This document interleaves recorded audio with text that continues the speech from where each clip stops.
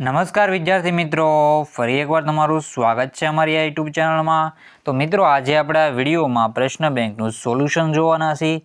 તેમાં આપણો આજનો વિષય રહેવાનો છે ગુજરાતી વિષય રહેવાનો છે ધોરણ 6. ધોરણ 6નું ગુજરાતીનું પેપર સોલ્યુશન આપણે આ વિડીયોમાં જોવાના છીએ. પાઠ છે 11 અને 12. કુલ ગુણ રહેશે 25 ગુણનું પેપર રહેશે. તો સાહિત્ય તમારે પૂરેપૂરું પેપર સોલ્યુશન જોવાનું રહેશે. તારીખ છે 21/12/2024 ના રોજ જે પેપર લેવા છે તેનું સોલ્યુશન આપણે આ વિડીયોમાં જોવાના છીએ. અને જો તમે ચેનલમાં નવો હોય તો ચેનલને સબસ્ક્રાઈબ કરવાનું ભૂલતા નહીં. તો મિત્રો, આપણે સોલ્યુશન સ્ટાર્ટ કરી દઈએ. અને જો તમારે આની પીડીએફ જોતી હોય તો આપણી ટેલિગ્રામ અને વોટ્સઅપ ચેનલ વન એજ્યુકેશન ગુજરાતને જોઈન કરી લેજો. તો પહેલો ક્વેશ્ચન છે, નીચે આપેલા પ્રશ્નોના જવાબ માટે યોગ્ય વિકલ્પ પસંદ કરો. તો પહેલું સફર કરનારને મન શાનું મહત્વ વિશેષ છે?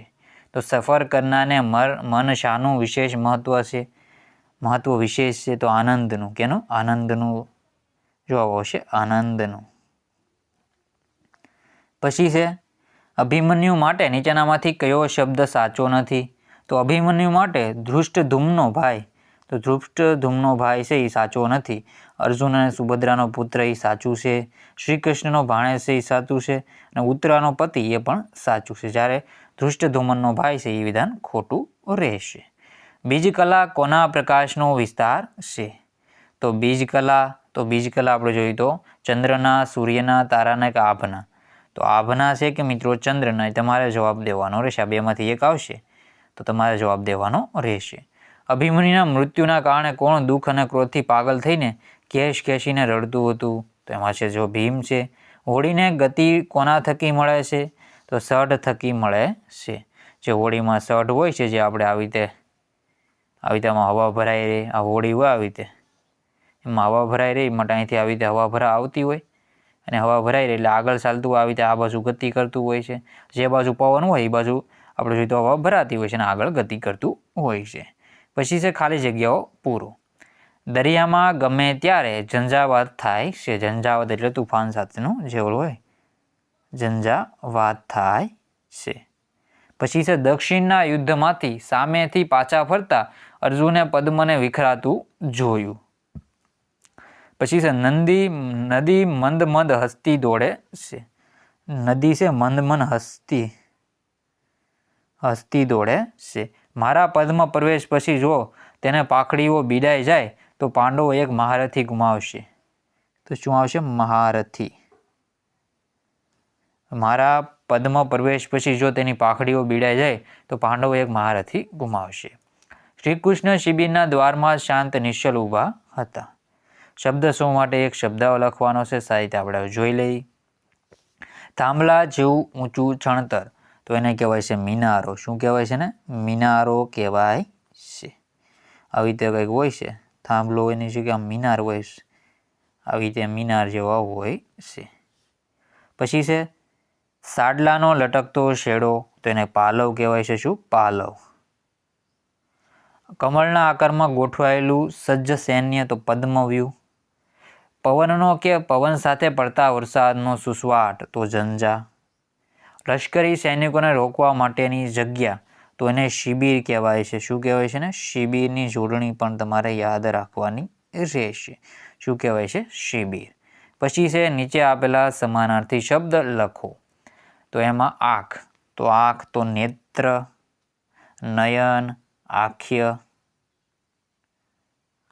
દગ, લોચન, તો આવી રીતે થશે. પછી છે હોળી, તો નાવ, નાવડું, પનાઈ. પછી એને મચવો પણ કહેવામાં આવે છે. તો આવી રીતે રાખશો. પછી નીચેના આપેલા વિરોધી શબ્દો લખો. આભ, તો આભનું ધરતી થશે. આભ તો ધરતી. આભને આપણે સમાનાર્થીમાં આકાશ પણ કહી શકો, તમે ગગન પણ કહી શકો, નભ પણ કહી શકો, અને ધરતીને તમે ભૂમિ પણ કહી શકો. આ સમાનાર્થી છે ધરા. પછી વિશાળ, તો વિશાળનું થશે સંકુચિત. શું થશે? સંકુચિત.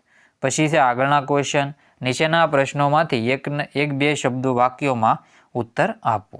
13મા દિવસે સવારે શત્રુઓ અર્જુનને યુદ્ધ માટે ક્યાં લઈ ગયા? 13મા દિવસે સવારે શત્રુઓ અર્જુનને યુદ્ધ માટે રણભૂમિના દક્ષિણ છેવાડે લઈ ગયા. કવિએ કોના આગળા ખુલ્લા કહ્યા છે?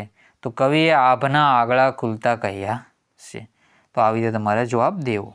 કુરુ સેનાનું નિરીક્ષણ કરવામાં અભિમન્યુ સાથે કોણ કોણ હતું?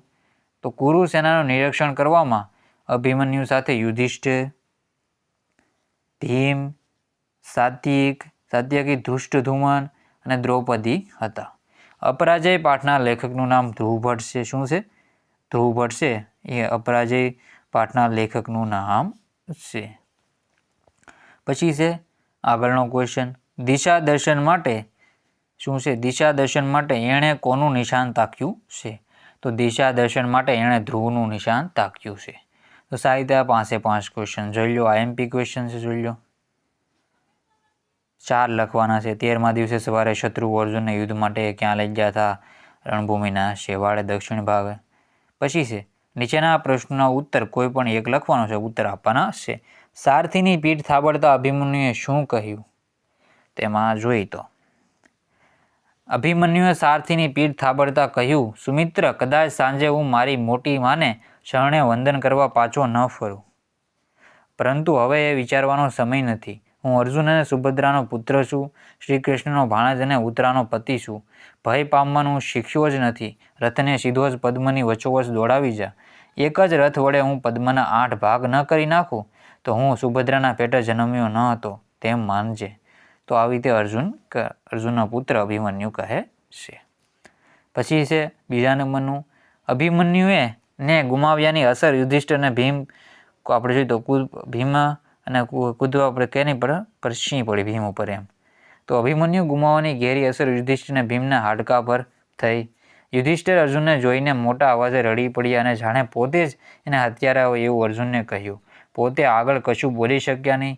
ભીમ દુઃખ અને ક્રોધથી પાગલ થઈને પોતાના કેસ ખેંચતા રડતો હતો. તો આવી ત્યાંના તમારે જવાબ સાહિત્ય જોઈ લેવો. તો આ હતું આપણું પેપર સોલ્યુશન. તો સાહિત્ય તમે બધા ક્વેશ્ચન ફરીથી એકવાર જોઈ લો.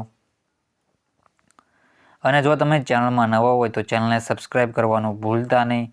આની પહેલાં આપણે એક મોડલ પેપર કરાવી ચૂક્યા છીએ, તો એ પેપર પણ તમે સાહિત્યનું સોલ્યુશન જોઈ લેજો. જો આપણે આવી રીતે બધા ક્વેશ્ચન સાહિત્ય કરાવેલા છે. એક ક્વેશ્ચન તમે સાહિત્ય જોઈ લેજો.